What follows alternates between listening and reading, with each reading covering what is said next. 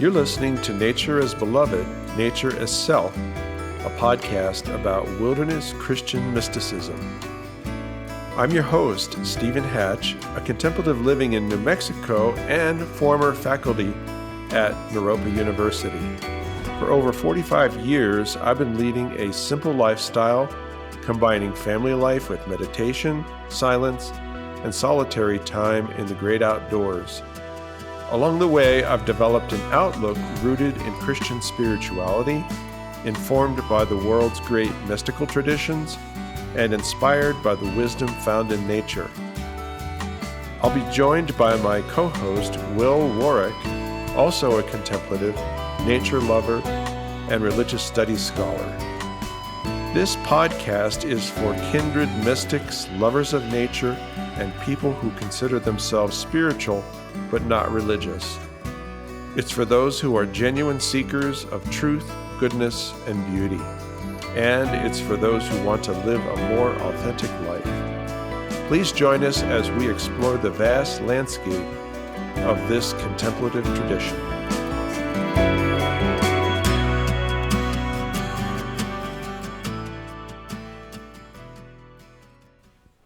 In wilderness Christian mysticism, there are two types of sitting meditation. One I discussed on an earlier episode, and that's wilderness contemplative prayer. That uses abyss or canyon imagery, and in that method, thoughts flow as though above us while we rest in the depths. The thoughts, we don't examine the content of those thoughts, but simply let them flow. That corresponds to the shamatha type of meditation in Tibetan Buddhism. But what if we want to know what's the nature of thoughts, and we're intrigued? We want a sense of awe and wonder at our thoughts and wonder where they come from in an ultimate sense. Well, that is where wilderness insight meditation comes in. I found that in the Christian mystical tradition, there really wasn't any kind of practice that anyone was teaching about insight meditation that was rooted in the Christian mystical tradition. So I've developed one about 20 years ago, and it is actually my major form of sitting meditation. So in contemplative prayer, we have a sense of restful or calm abiding, which would correspond to shamatha in the Buddhist tradition. But vipassana or insight meditation is what I would like to talk about today, and it involves images of spaciousness. In the Christian mystical tradition, most of the time when contemplative prayer or contemplation is talked about, there's a sense of darkness, nighttime imagery, and there's a sense of depth. But in insight meditation, there is a sense of spaciousness and of echoes arising within that spaciousness. So where does the spaciousness imagery occur in the Christian mystical tradition? We've talked about how abyss imagery is quite common, but what about spaciousness imagery? And that's something that I did some research on several decades back, and so I would like to share some of the Christian mystics that talk about spaciousness. First of all, in the Bible, we have St. Paul in the book of Ephesians, who says, "I pray that you, being rooted and established in love, may have the power to grasp what is the breadth and the height and the length and the depth, and to know the love of Christ, surpassing all knowledge, that you may be filled to all the fullness of God." The key here is that sense of boundlessness, the breadth and the height and the length and the depth. In the original Greek, it doesn't say the height or the breadth of anything. It just says the breadth, the height, the length, and the depth. And so that's what Paul wants us to enter into, that spacious consciousness. Well, in the 4th century, Evagrius Ponticus, who was a desert father living in present-day Turkey, he wrote that when the intellect, having stripped off the old self, has been reclothed with the new self, it will see its own state at the moment of prayer like the color of sapphire or of the sky, what the Scripture calls the dwelling place of God, which was seen by the ancients on Mount Sinai.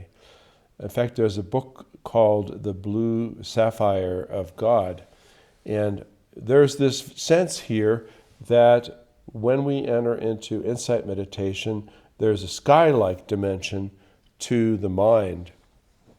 Well, St. Gregory the Great in the 6th century in Rome, he said that the minds of those contemplating are enlarged in themselves to a great breadth. They become more spacious within, and in the very light of the intimate vision, the inner reaches of the mind are opened up. It's expanded in God, and it stands above the world and above itself. It's enlarged in its interior.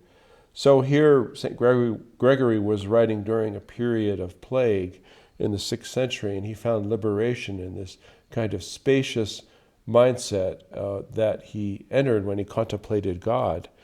One of my favorite passages comes from 12th century France, from St. Bernard of Clairvaux, and he has this to say. He says, "The radiance of the soul is clearer than mountain air because of its transcendence. What a capacity the soul has, not only to receive the divine presence, but also to be able to make sufficient room. What can I say of her who can provide avenues spacious enough for the God of majesty to walk in? She, the soul, is to become heaven, the dwelling place of God. So the soul must grow and expand that it may be roomy enough for God. Its width is its love. Then the width and height and beauty of your soul will be the width, height, and beauty of heaven itself." And here's the part I especially like. "In this heaven within us, the one who is supreme and immense and glorious is not only pleased to dwell, but to wander far and wide on its pathways." You get this sense of the hiking God who wants to explore this territory within us. Well, in the 13th century, Hadovich, a Beguine from Belgium, she said that the poor in spirit must live without notions in a vast simplicity. It's without beginning or end. It's one that's boundless and without limit. In this wild, wide simplicity live the poor in spirit in unity. Nothing is there save emptiness, answering ever to eternity. So you get this identification of Jesus talking about the poor in spirit as really this kind of spaciousness, this boundlessness. Then, of course, Meister Eckhart, who had read Hadovich in the 14th century in Germany, he would speak of God as a breadth without breadth and an expanseless expanse. In other words, an infinite expanse, an infinite breadth. He says, where the soul knows all things, he calls this a solitary wilderness, a vast wasteland, and a still desert into which no distinctions ever peep. What characterizes the spirituality of Meister Eckhart is this constant desert imagery that he uses, a sense of a wild, wide desert that is a complete oneness. Then in the 14th century, an anonymous disciple of Meister Eckhart said, "O intellect, the road leads you into a marvelous desert, so broad, so wide, it stretches out immeasurably." So there the desert imagery is continued, referring to that spaciousness of the mind. Then in Belgium in the 14th century, John Ruysbroek, he said that the union with God is one that's without ground, infinitely deep, infinitely high, infinitely long and wide. In this very manifestation, a person's spirit realizes that by means of love, it has itself been immersed in this depth, raised to this height, sent forth into this length.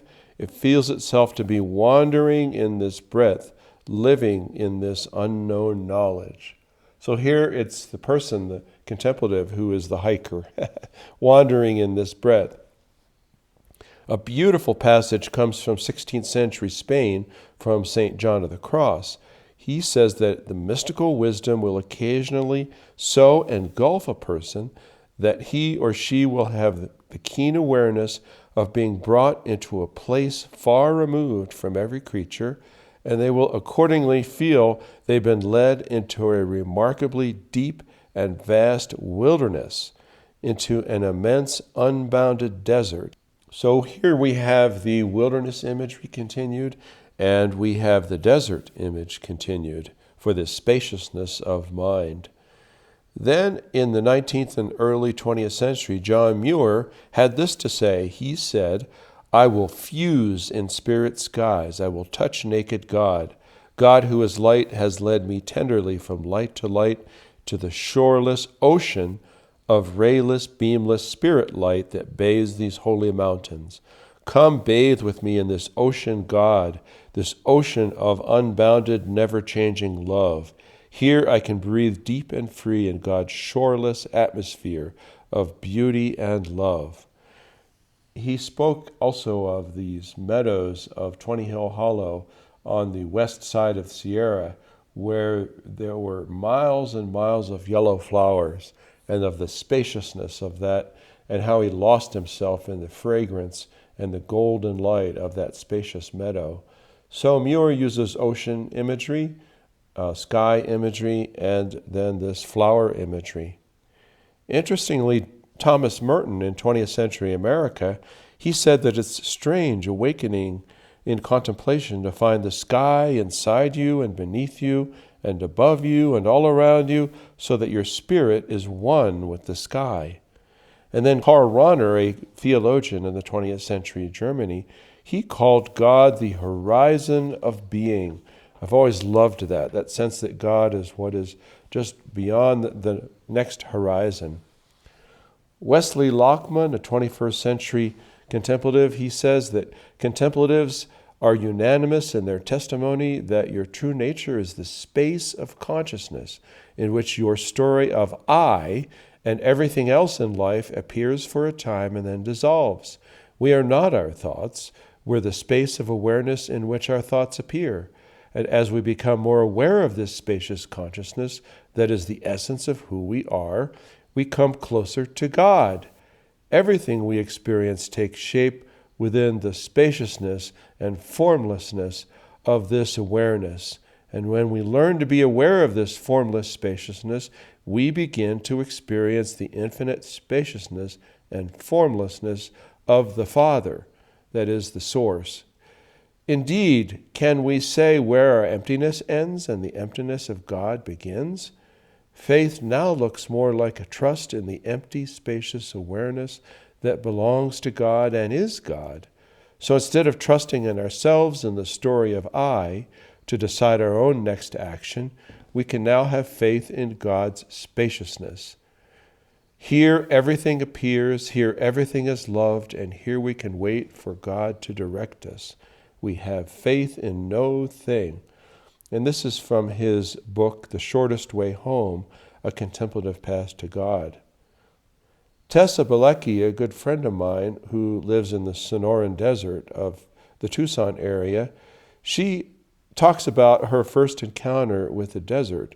She says, "I first saw the vast, magnificent desert of the American Southwest in 1966 and have lived there since 1967.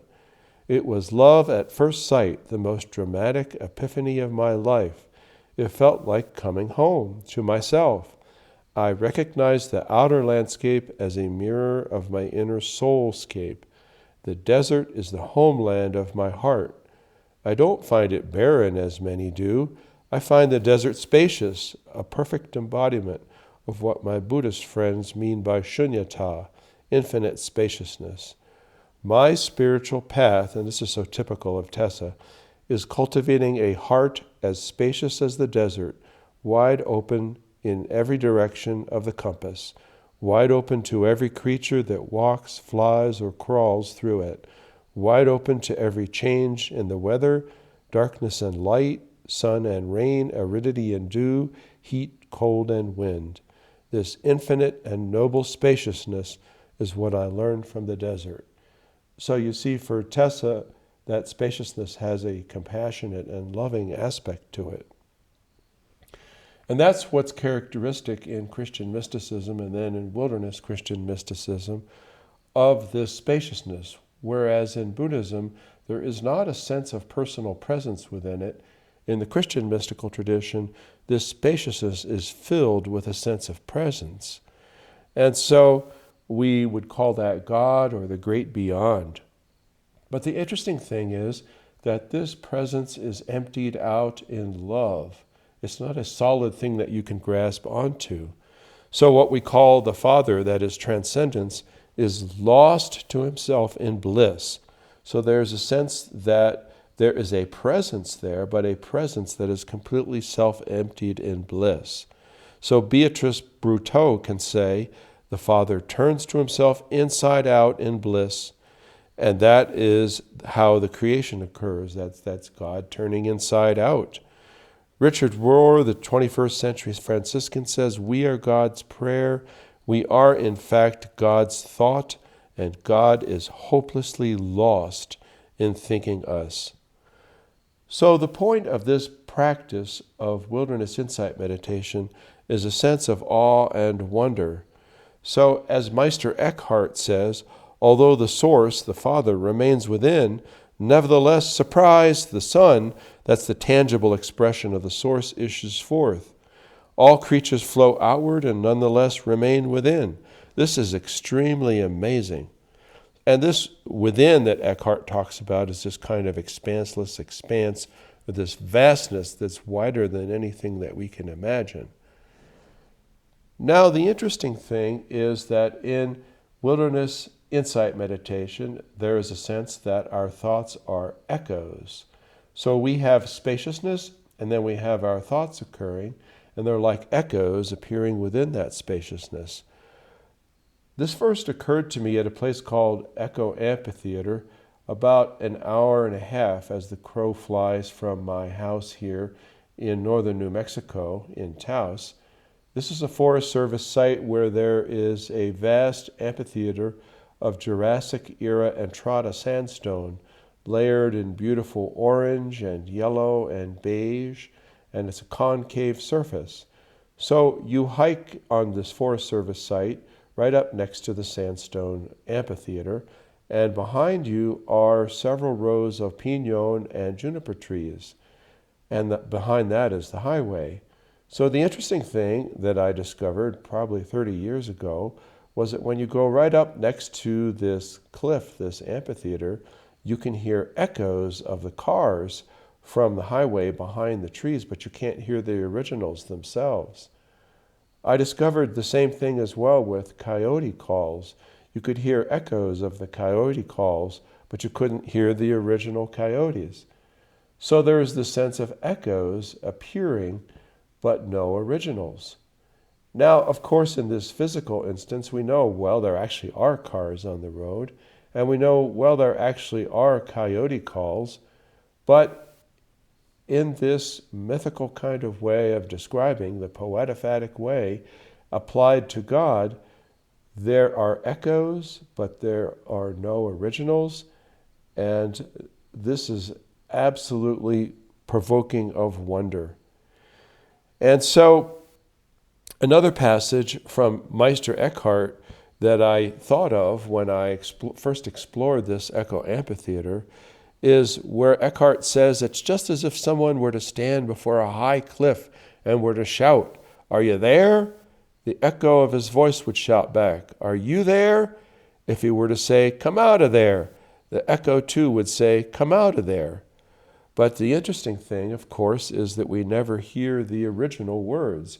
We just hear the echo, just like at Echo Amphitheater. Cyprian Smith, the Benedictine, says that when Meister Eckhart talks about all of the emptying, he's really talking about forming an echo chamber within us. Smith says we've been created specifically for this purpose, to be a kind of echo chamber for the divine word. That's why we have this nameless transcendent depth or spaciousness that we call the ground of the soul. It's a hollow chamber, an empty inner space in which the word can be spoken and echoed. So what's the purpose of all this letting go that Eckhart talks about perpetually? It's simply to create an empty, hollow space within ourselves so that we can become a soundboard, an echo chamber for the word. Thomas Merton talks about echoes as well. He says God speaks in everything that is, and most of all, speaks in the depths of our own being, for we ourselves are words of him. However, we are words that are meant to respond, to answer, to echo, and even in some way to contain God and signify God. Contemplation is this echo. It is a deep resonance in the inmost center of our spirit, in which our very life loses its separate voice and resounds with the majesty and the mercy of the hidden and living one. So the interesting thing is that we have this sense that everything is an echo. And for Merton, the echo is our own response, but it occurs at the level of being. It's not heard in words. Raymond Panikar says that the source, the Father, is an I that is totally outspoken. And saying all that can be said, there is nothing left in him. And so we resound with what is then like an echo of this beauty of the divine source. So I like to think of a myth, a poetophatic myth, that speaks of all of this. So in the Christian tradition, imagination is the way we get at so much spiritual truth. Henry Corbin, who is a scholar of Middle Eastern religion, he says that imagination is actually a form of perception. In fact, he says it's actually a presence. It's a cognitive power in its own right. It mediates to us things that are beyond reason. So in this myth which uses the imagination, I like to think of God as being just about to speak a word of love to the world. But before God can speak that word, the beauty of the coming world reaches back into eternity and causes God to empty out in bliss. Nevertheless, echoes of that never-spoken word occur anyway at the root of each one of our thoughts. For the root of each of our thoughts is a desire for happiness and love, no matter how twisted on the surface they might be. And in Wilderness Insight Meditation, we practice amazement that these echoes are even able to arise. So in this method of meditation, there's a sense that echoes arise without any source, because God is totally emptied out before the word of love at their root can even be spoken.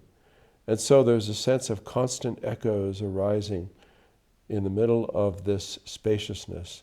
There's a sense of awe and wonder, for we never know what thought will occur next. We never know what echo will occur next. So the basic method for wilderness insight meditation is this.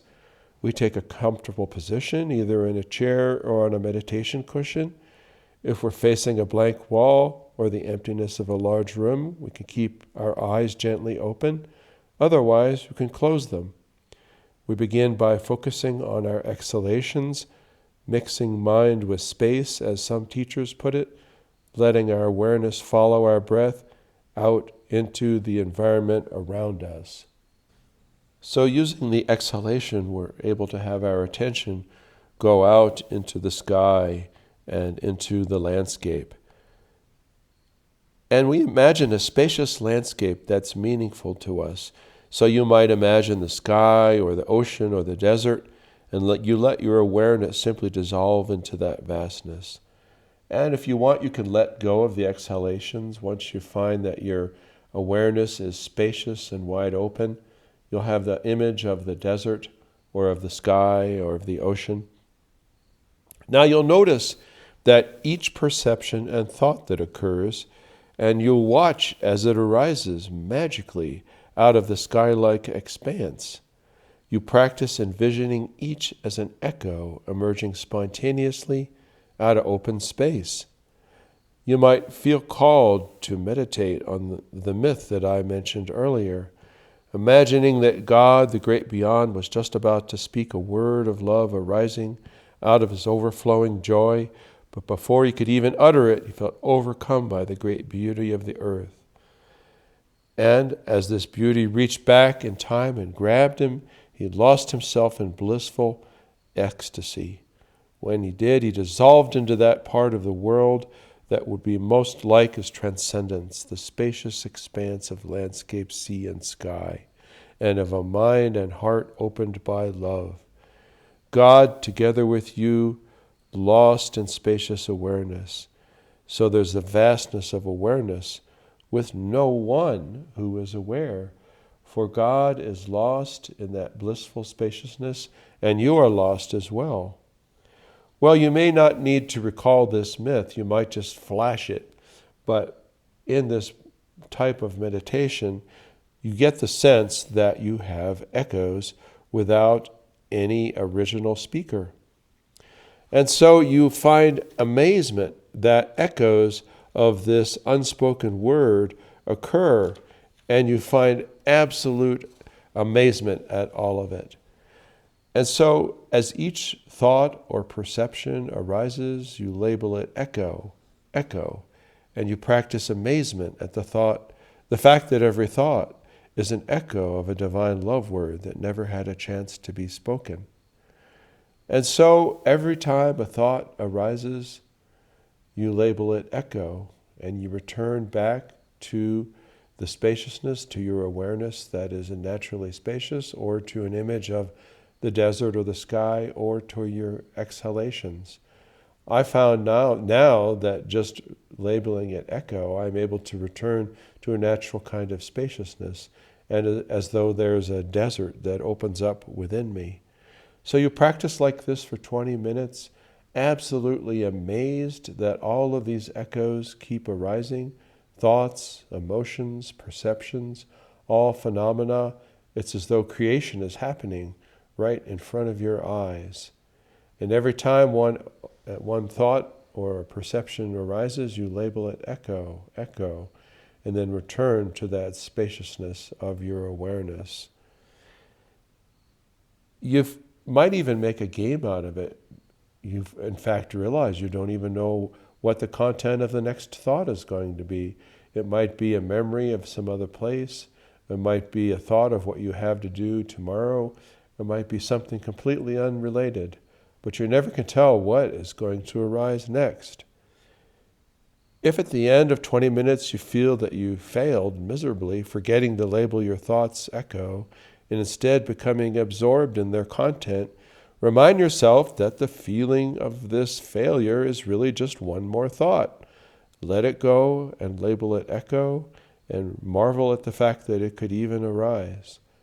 And so as you practice this wilderness insight meditation, you have a sense that all things are echoes arising as though out of nowhere, out of the vast inner desert, out of the vast inner sky, out of the vast inner meadow. And you find absolute amazement as you are lost with the source who is lost with you. I will give a visualization of the method itself in another podcast, very brief, so that you can use it in your future meditations. I hope you've enjoyed this, and I'll see you next time. Goodbye.